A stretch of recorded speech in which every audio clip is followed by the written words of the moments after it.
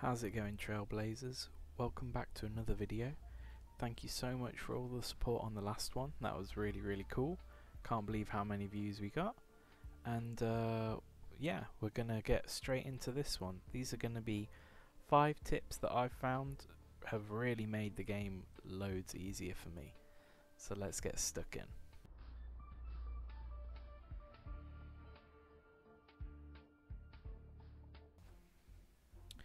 Now, I've just gone into any old fight for this one because this is a super quick one and an easy one to show everybody. Basically, if you're having a hard time timing things like your ultimates in between people's moves, one thing that not everybody is aware of, that I don't think anyway, is that when you use a controller to play this game, you actually have a kind of a pause function. If we see at the moment that Welt is ready to use his ultimate, to do it I have to hold down left trigger. And when I do that, it brings up all the different characters who each have a certain button to press to use their ultimate. Okay, fair enough. The game's still going in the background, that's fair. But if we do it in the middle of a move, as you can see, it actually pauses exactly what's happening at the time. I can just keep doing it and really make sure that I'm timing things exactly where I want them to be. So if I go for Yanqing here, I can literally pause it, get Welt's ult ready, get Asta's ult ready, and if I just do it, fair enough. But it's a really good method of just being able to time things absolutely perfectly. If you're having a hard time where you're thinking, oh, I keep missing catching that ultimate in time, this can be a real lifesaver.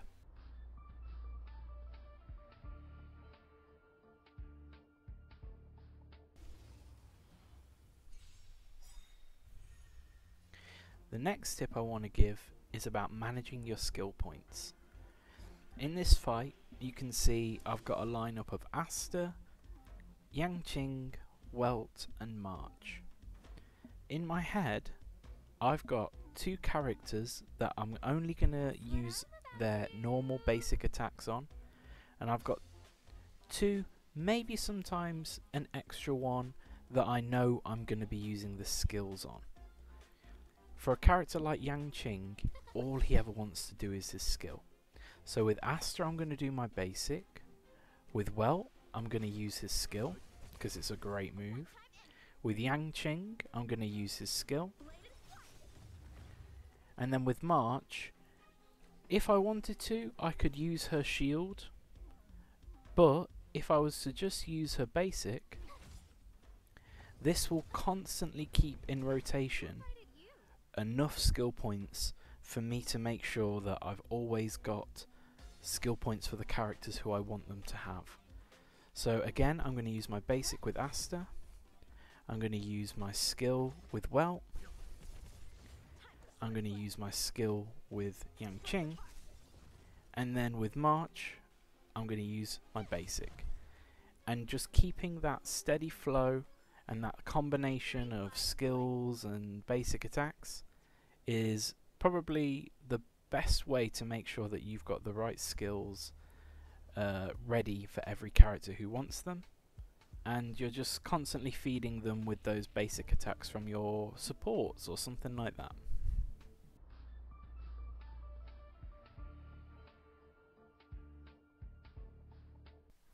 My next tip is one that you can really use in places like the Memory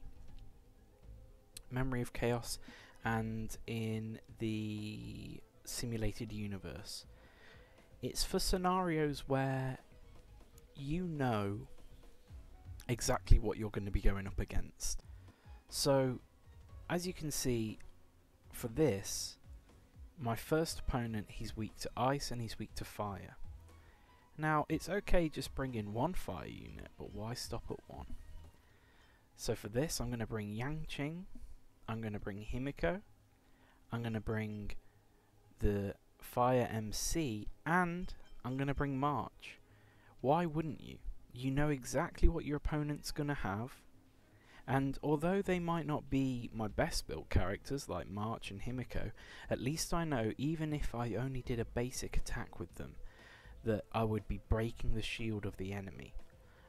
I just think it's a super important thing to abuse as much as you possibly can.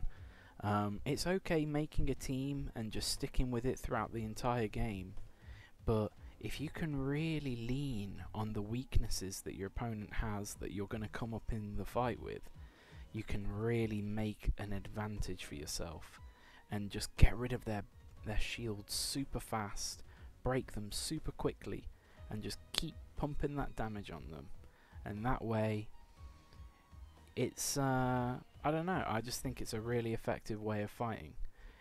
Of course, now that I look at my other team, I don't have much fire characters to go in there, but it's fine, because I'm not going to lie, Sele comes in clutch anyway.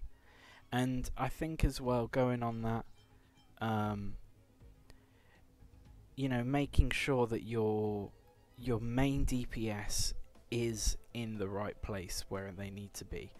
I could easily bring Sele on the other team and she'd still do really good damage, but it would just be really not making the most of the fact that this guy has a weakness.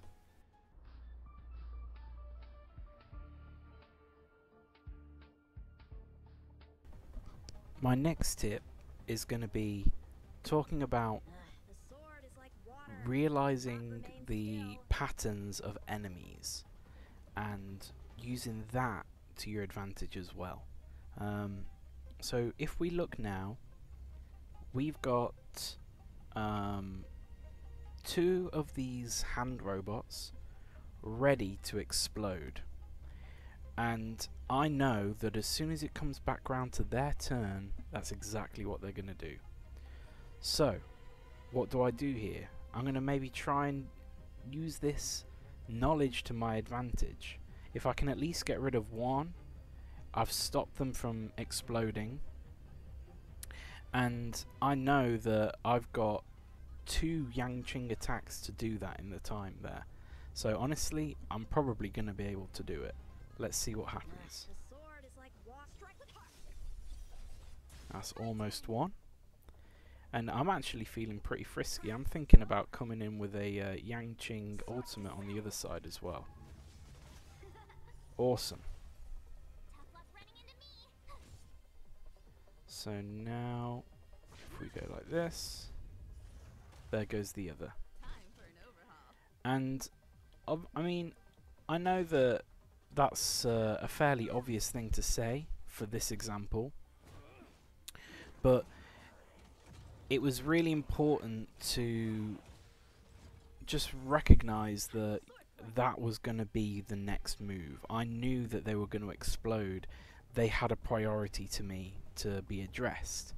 I could have attacked this guy instead. I could have put all my focus on the big guy in the middle, but there was no chance that I was going to kill the big guy, certainly, in time.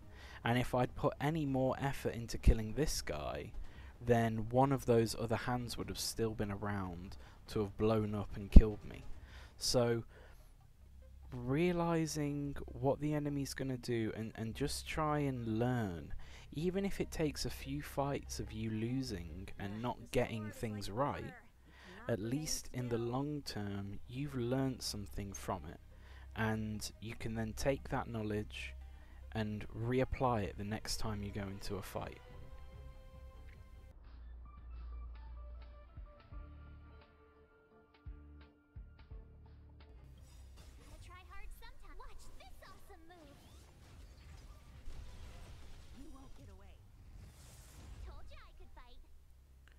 So as you can see, what just happened there is bringing me to my final point. Doing your most to try and control the speed of the enemy, and just trying to keep it so that you're either stopping them from doing things or you're making yourself do all the moves you possibly can.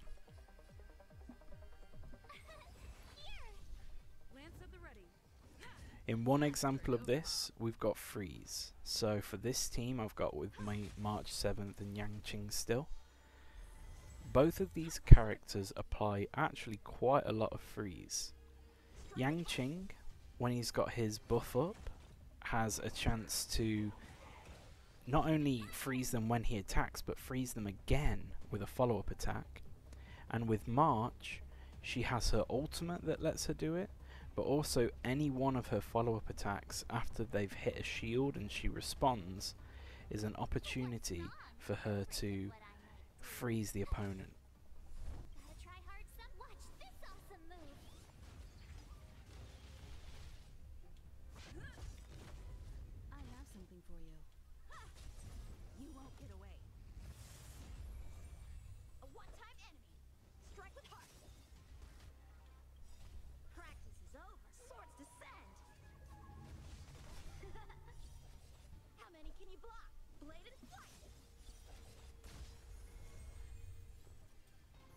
On the other side of controlling speed, you have not just slowing down and freezing enemies, but you have trying to make the most and trying to get the most moves in as you possibly can. And this is something that definitely comes with experience of the characters that you've got and you've built. I know, well, I don't know anything to be fair, but usually my Sele has a pretty good chance of probably one-shotting an enemy like this one. So we're going to go for it. Oh, we were so close. But what I'm now thinking is, you know what? I'm going to just leave that guy just as he is. We'll just attack one of these.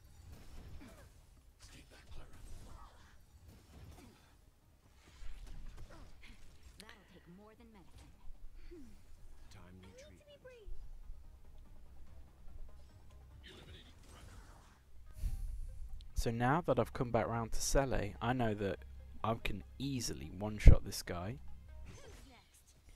set myself up for a follow-up move, and not only that, get my ultimate in,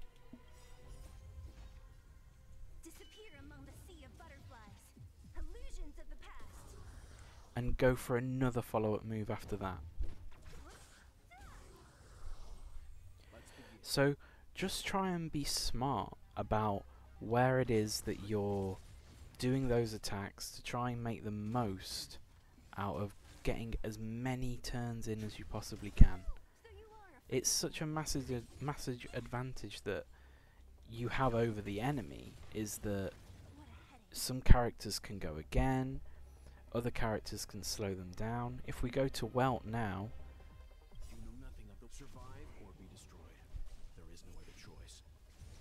slow everybody down. Now, Sele is going to have a whole other turn by the time it comes round to this. Now, I know not everybody's going to have these characters, but there are still plenty of other characters that do just the same. Some of the other characters that allow us to control speed are characters like Asta. Asta's ultimate increases the speed of all your allies, which allows you to attack again and potentially get another few hits in before they even have chance to do anything. And sometimes it can be the difference between you killing them and them not even be able to damage you at all, if the fight has another round, or if it's just one of the smaller enemies. It gives you plenty of health and more resources to be able to tackle the rest of the fight. Another character I wanted to point out was Xu Sang. She is a little bit like Sele in a way, where she allows you to basically take another turn with her after she does her ultimate, I believe.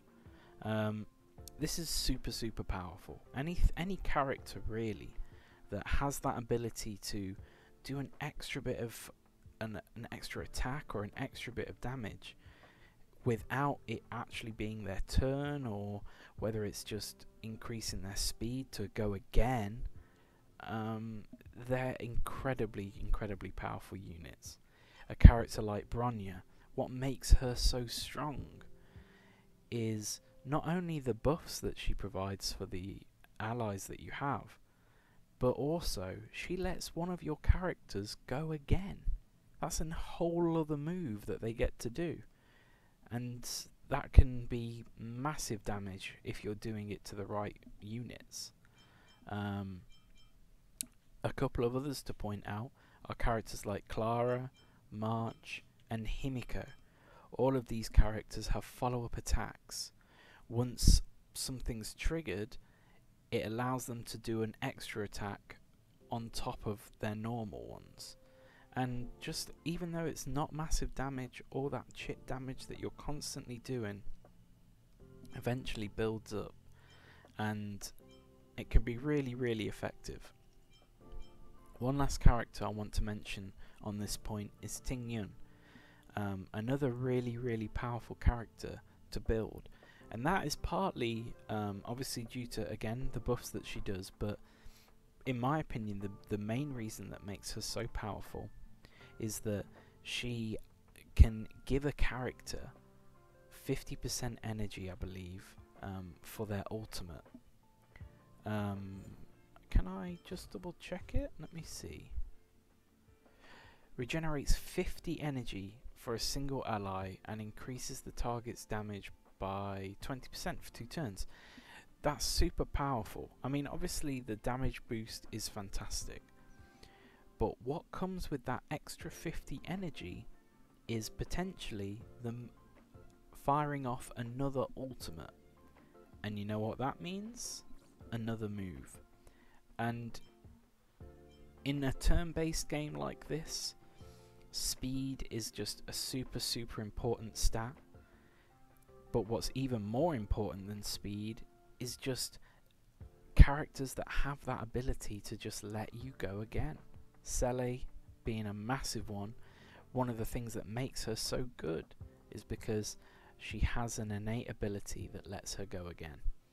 And so when you're building a team, or when you're looking at the next unit to build, have a little think on that. Think about, is there a character where speed or playing an extra turn is in their kit? Because I think that's a character that you should definitely think about building. I think we're going to call it there for today. Thank you everybody for watching. I hope these tips just maybe help you do that extra little bit of content that you might be stuck on at the moment, or just are things that you hadn't considered before. I think one for me was the controller, being able to kind of freeze mid-match and really time those ultimates. For some enemies, they do an attack and immediately do a follow-up attack after that, and what you can actually do is freeze and do that attack, that ultimate attack that you want to do in between their follow-ups. It's super powerful, and something that I don't think everybody's aware of. So I hope this has helped everybody out. Thank you again for all the support everybody's given, and yeah, I'll catch you in the next one. Thanks very much. Peace.